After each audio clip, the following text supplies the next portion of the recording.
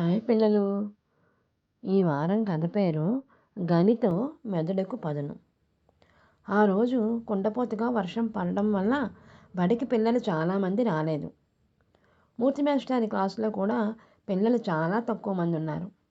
ఉన్న పిల్లలకి పాఠం చెప్పేస్తే మిగిలిన పిల్లలు నష్టపోతారని, మరి వచ్చిన వాళ్ళకి ఏం చెప్పాలా అని ఆలోచిస్తున్నారు మాస్టారు. ఇంతలో మాస్టార్కి ఒక ఆలోచన వచ్చింది. పిల్లలతో మీలో ఎవరైనా గని అనే పదం మధ్యలో వచ్చేటట్టుగా వాక్యాలు చెప్పండి చూద్దాం అన్నారు మాస్టారు. వెంటనే శారది నిలబడి తరగని సంపదలు కలవారు మహారాజులు అన్నాడు.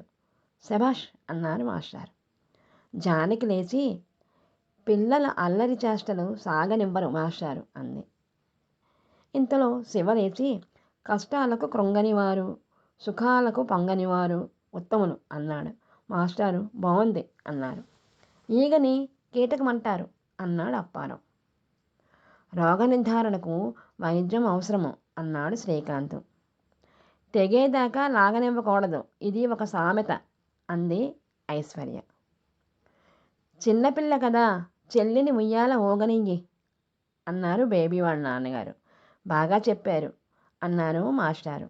ఇంతలో శ్వేత అనే అమ్మాయి లేచి రామలింగని చమత్కారము మెచ్చుకునేవారు శ్రీకృష్ణదేవరాయలు అన్నది.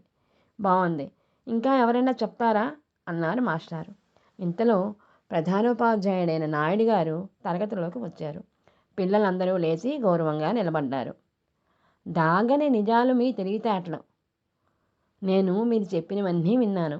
ఇదంతా మీ మాస్టారి మంచి ఆలోచన వల్లే కదా మీ మెదడుకు పదులు పెడుతున్నారు అని మెచ్చుకుని వెళ్ళారు. ఇదండి కదా. వచ్చే వారం మరో మంచి కథతో కలుద్దాం. బాయ్ పిల్లలు.